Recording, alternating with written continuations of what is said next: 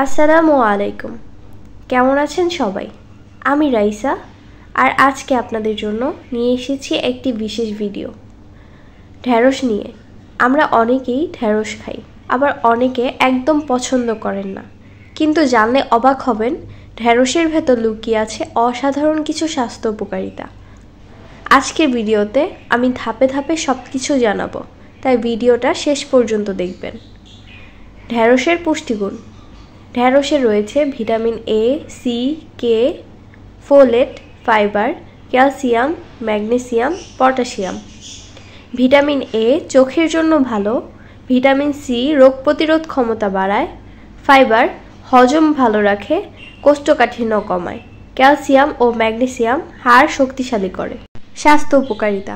হজমে সাহায্য করে। ফাইবারের কারণে হজম শক্তি বাড়ে, গ্যাস, কোষ্ঠকাঠিন্য কমায়। ডায়াবেটিস নিয়ন্ত্রণ। ঢেঁড়সে থাকা স্লাইমি ফাইবার ব্লাড সুগার ধীরে বাড়ায়। রক্তচাপ ও কোলেস্টেরল কমায়। পটাশিয়াম ও ফাইবার হার্টকে রাখে সুস্থ। চোখের জন্য উপকারী। ভিটামিন এ ও বিটা ক্যারোটিন চোখের দৃষ্টিশক্তি ভালো রাখে।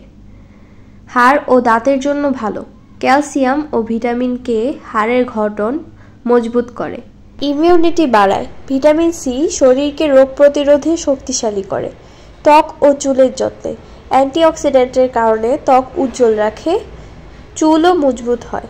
ঢেঁড়স খাওয়ার সঠিক নিয়ম। প্রতিদিন 4-5টা ঢেঁড়স খাওয়া যথেষ্ট। বেশি ভাজা না করে ভাপা, ভর্তা বা হালকা ভাজি খাওয়া ভালো।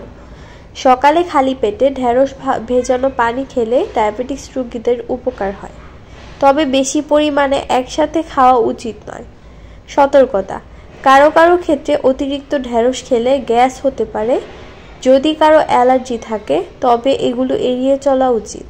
হঠাৎ অতিরিক্ত খাওয়া শুরু না করে ধীরে ধীরে খাবেন। তাহলে বন্ধুরা, এখন বুঝলেন ঢেঁড়স শুধু একটা সাধারণ সবজি না, এটা সত্যি একটা ন্যাচারাল মেডিসিন। যারা আগে ঢেঁড়স খেতে পছন্দ করতেন না, এখন আশা করি অন্তত একবার চিন্তা করেন খাওয়ার জন্য। ভিডিওটি যদি ভালো লেগে থাকে তবে লাইক দিন, বন্ধুদের সাথে শেয়ার করুন, আর আমাদের চ্যানেল মাইন্ডস্কোপ উইথ রাইসাতে সাবস্ক্রাইব করে পাশে থাকুন। ধন্যবাদ সবাইকে। আল্লাহ হাফেজ।